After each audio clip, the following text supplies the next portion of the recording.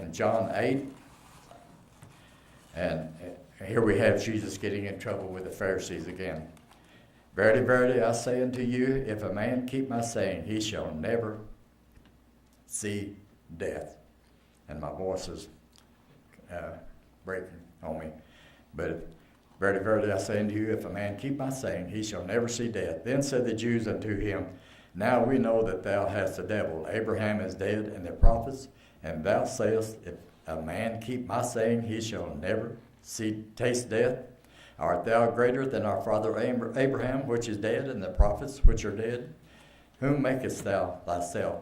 Jesus answered, if I honor myself, my honor is nothing. It is my Father that honoreth me, of whom ye say that he is your God. Yet you have not known him, but I know him. And if I should say I know him not, I shall be a liar just like you. You guys say you know God, and you don't know him. You're a liar. That's about as plain. I don't like for someone to call me a liar. But that's pretty plain. If I say I know not him, I'm a liar just like you.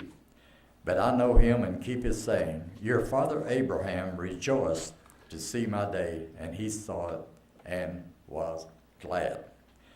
Then said the Jews unto him, thou art not yet 50 years old, and hast thou seen Abraham?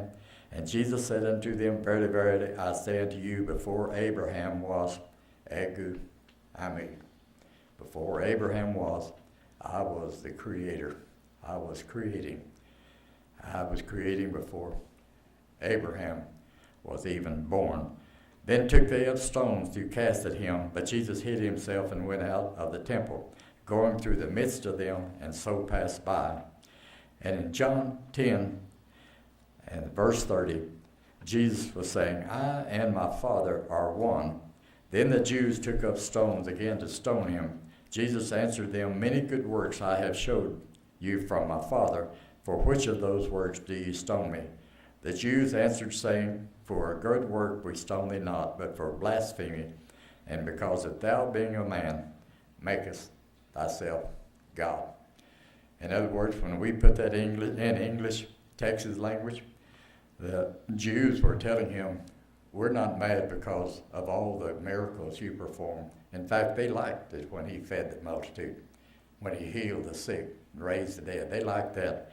But when you begin to talk, you talk just like you are God, and we are mad. And we have it in Texas English now. We're mad because you sound just like you're God. Yeah, I'm going through pretty fast and trying not to hold you too long. If you remember in the Bible, Jesus loved Mary, Martha, and what was his name? Lazarus. I had trouble thinking up here. And Jesus was gone for 3 or 4 days, and Lazarus took sick and died. And when he came back to the village where they lived, Jesus was talking to Martha. And Jesus said unto her, thy brother shall rise again. And Martha was already complaining. She said, Jesus, if you had been here, Lazarus would not have died. She had faith that he could heal Lazarus. But we're entering into something that is we have never seen before. And Jesus said unto her, thy brother shall rise again. And Martha said, I know that he shall rise again in the resurrection at the last day. Now, here's where your prophecy preachers go wild. Resurrection in the last day. And what Jesus was saying, what Martha was saying, I know that Lazarus will arise at the end of the age. Do you remember when Christ was crucified? The old saints came walking into the city of Jerusalem. Martha knew. She knew enough. She had talked with Jesus enough that Lazarus was going to arise at the end of the age, because all their sins back then was just pushed ahead. And I don't know how many people walked through the city of Jerusalem, but like Paul said, they would never have been complete without the New Testament church. And this is what made your old covenant people complete. And Jesus said unto her, I am, Egu, Ami, God, the resurrection and the life. He that believeth in me, though he were dead, yet shall he live. And you know the story when he went to the tomb of Lazarus and spoke the words for Lazarus to come forth. And Martha had faith that Jesus could heal, but here was someone who could put life back into man. This is what angered the Jews so much, because they knew that only God could give life. And if you go back to Isaiah, I don't remember just what chapter that was. It seemed like about the 8th chapter. And Isaiah made a prophecy. He said, when your God comes, the lame will walk, the deaf will hear, the blind eyes will be opened, the dead will be raised. All of this is what you will see when your God comes. And when John sent a message out to Jesus, John was in prison. He sent a message out to Jesus, and he said, are you the one, or do we look for another? And Jesus had been healing the sick, raising the dead. And he didn't tell John's disciples, I am he. He said, just go tell John what you saw. And that's all he had to say, because John knew that Isaiah had prophesied, when your God shall come, he's going to put life back into people. And man cannot do that. Only God can put life back into people.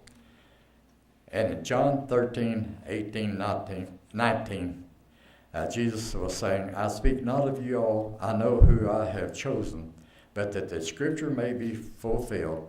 He that eateth bread with me have lifted up his heel against me. Now I'll tell you before it come, that when it is come to pass, you may believe that Egu, Ami, am he. We're getting close to the trial and the crucifixion.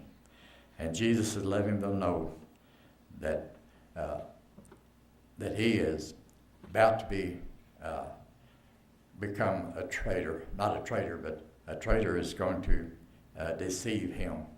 And Judas is already with the priest and making arrangements to have Jesus arrested. And John 14, 6 and through 9, Jesus said, I am Egu, Ami. I am the way, the truth, and the life. No man cometh to the Father by me. If you had known me, you should have known my Father also. And from henceforth you know him and have seen him. That's about as plain as you could get. From henceforth, you are going to know God because you have seen God. You can't see God, but in the face of Jesus Christ, you can see God. Philip said unto him, Lord, show us the Father, and it sufficeth us. Jesus said unto him, have I been so long time with you, and yet hast thou not known me, Philip? And he that hath seen me has seen the Father, and how sayest thou, show us the Father? Amen. Those who have seen me have seen the Father. And this is what the Baptist preachers stated that stayed with me.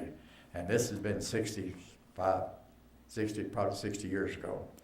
He said, when people look in that manger and see that baby, all they see is the flesh. They can't see God because of the natural. They just see the flesh when actually they're looking in the face of God. And I agree with him 100%. In John 15:1, I am Egu Ami, the true vine, and my Father is the husbandman. Now here we are getting close to the close of our study.